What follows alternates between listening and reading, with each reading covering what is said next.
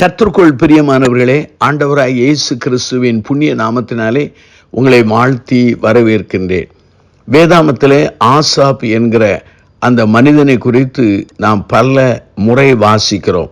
சங்கீத புஸ்தகத்திலே ஆசாப்பின் சங்கீதங்கள் என்று குறிப்பிடப்பட்டிருக்கிறது. நாம் கற்றுக்கொள்ளுகிற இந்த ஆசாப்போடு வேறு மூன்று மனிதர்கள் பேரும் ஆசாப் என்று திருமறையில் வருகிறது.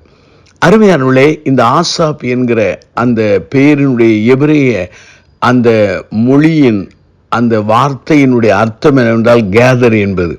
கேதர் என்றால் ஒன்று கூட்டு என்று பொருளாகும். 1 நாளாகமம் 6ஆம் அதிகாரம் 31 32 வரை 39வது வசனம், 1 நாளாகமம் 16ஆம் அதிகாரம், 1 நாளாகமம் 25ஆம் அதிகாரம் 1, 2 நாளாகமம் 29ஆம் அதிகாரம் 30, 2 நாளாகமம் 20ஆம் அதிகாரம் 14, இந்த வசனங்களிலே நாம் கற்றுக்கொள்கிற ஆசாப்பை குறித்து நாம் கற்றுக்கொள்ளப் போகிறோம். அருமையானவர்களே, இந்த அருமையான ஆசாப் யார்? லேவி கோத்திரத்தை சார்ந்தவர். தாவீதின் காலத்திலே தேவ சமூகத்திலே பாடல் பாடி அவரை ஆராதிக்கிற அந்த நியமிக்கப்பட்ட மனிதர்களில் ஒருவனாக காணப்படுகிறார். அருமையானவர்களே, இந்த ஆசாப்பை குறித்து 3 காரியங்களை கற்றுக்கொள்ளப் போகிறோம். 2 நாளாம் புஸ்தகம் 29ஆம் அதிகாரம் 30 பாருங்கள். அங்கு வேதவசனம் சொல்கிறது, தாவீதும் ஞான திருஷ்டிக்காரனாகிய ஆசாப்பும் என்று அங்கு வேதத்திலே சொல்லப்பட்டிருக்கிறது. இந்த ஆசாப் யார்? ஆண்டவருக்கென்று சங்கீதங்களை எழுதி பாடுகிறவன், இசை கருவிகளை மீட்டு கொள்ளுகிறவன். சொல்ல வேண்டும் என்றால் ஒரு பாடகன், இன்னும் சொல்ல வேண்டும் என்றால் சங்கீதக்காரன் என்று கூட நாம் சொல்லலாம். அருமையானுள்ளே, இவன் ஒரு வெற்றி சிறந்தவன். சங்கீதத்திலே அவன் சிறந்தவனாக காணப்படுகிறான். அருமையானுள்ளே, இந்த நாட்களிலே பாடகர் குழுவினரையோ அல்லது பாட்டு பாடுகிறவர்களையோ அல்லது சங்கீதங்களை பாடுகிறவர்களையோ இன்றைக்கும் மக்கள் அழைக்கிறார்கள் ஆசாப்பின் புத்திரர்கள் என்று அழைக்கிறார்கள். ஆகவே இவன் பாடகர் குழுவின் தலைவனாக அல்ல பாடகரில் ஒருவனாக இருந்தான். ஆகவே சங்கீதத்திலே வெற்றி சிறந்த ஒரு மனிதன். இரண்டாவதாக 2 நாளாகமம் 29ஆம் அதிகாரம் 30 சொல்கிறது, ஞான திருஷ்டிக்காரன் என்று போடப்பட்டிருக்கிறார். ஞான திருஷ்டிக்காரன் என்றால் பொருள் என்ன? அவன் ஒரு தீர்க்கனாக அங்கு சொல்லப்படுகிறது. இன்றைக்கு அநேகர் பாடுகிறார்கள், ஆராதிக்கிறார்கள். ஆனால் இந்த தீர்க்கதரிசனம் வரம் பெற்றவர்களாக காணப்படவில்லை. அநேகர் அவர்கள் தீர்க்கதரிசிகளாக தீர்க்கதரிசனம் சொல்லுகிறவர்களாக காணப்படுகிறார்கள். ஆனால் பாடுகிற அந்த கிருபையை பெறவில்லை. இந்த மனிதன் பாடல் தாளந்திலும் அவன் சிறந்தவன். இரண்டாவதாக ஆண்டவருடைய ஞான திருஷ்டிக்காரனாயிருந்தார். சாமுவேலை குறித்து சொல்லும்போது வேதாமத்திலே இந்த வார்த்தை பயன்படுத்தப்பட்டிருக்கிறது. ஞான திருஷ்டிக்காரன் என்றால் என்ன?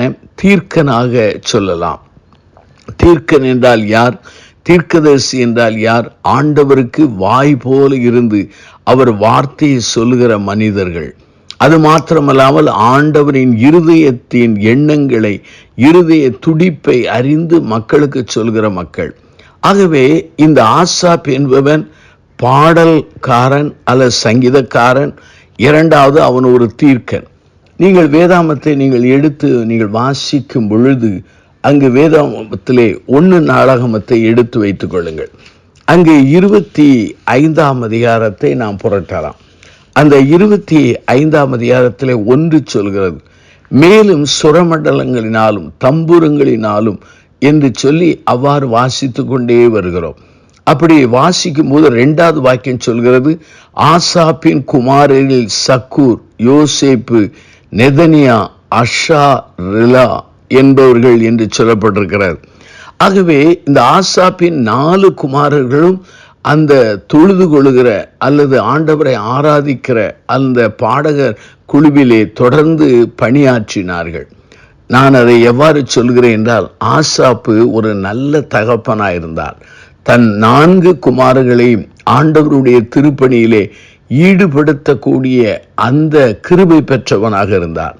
இந்த செய்தியை கேட்டுக்கொண்டிருக்கிற சகோதர சகோதரிகளே, உங்கள் வாழ்க்கையிலே ஆசாப்பை போல பாடுகிற அல்லது இசை எழுப்புகிற அந்த தாளந்து பெற்று இருக்கிறீர்களா? அதை பயன்படுத்தி இருக்கிறீர்களா? அல்லது அதை மண்ணிலே போட்டு புதைத்திருக்கிறீர்களா? இரண்டாவதாக இந்த ஆசாப்பை போல ஆண்டவருடைய கரத்திலே ஒரு தீர்க்கதரிசியாக தேவனால் பயன்படுத்தப்படுகிறீர்களா? மூன்றாவதாக ஆசாப் தன் குடும்பத்தை எவ்வாறு கட்டி எழுப்பி கூட்டி சேர்த்து ஆண்டவருடைய திருப்பணியிலே தன் 4 குமாரர்களை அவன் நியமித்தானோ, அதே போல நம்முடைய வாழ்க்கையிலே நல்ல ஒரு பெற்றோராக தகப்பனாக வாழுகிறோமா? இந்த கேள்விகளுக்கு நாம் பதில் சொல்ல வேண்டும். கண்களை மூடி நாம் பிரார்த்தனை செய்வோம். அன்பின் ஆண்டவரே, இந்த அருமையான நாளுக்காக நாங்கள் நன்றி சொல்கிறோம். இந்த செய்தியை கேட்ட மக்களை ஆசீர்வதித்தாரும். என்னையும் எங்களையும் இந்த செய்தி கேட்ட மக்களையும் ஆசாப்பை போல பயன்படுத்த நாங்கள் பிரார்த்தனை செய்கிறோம்.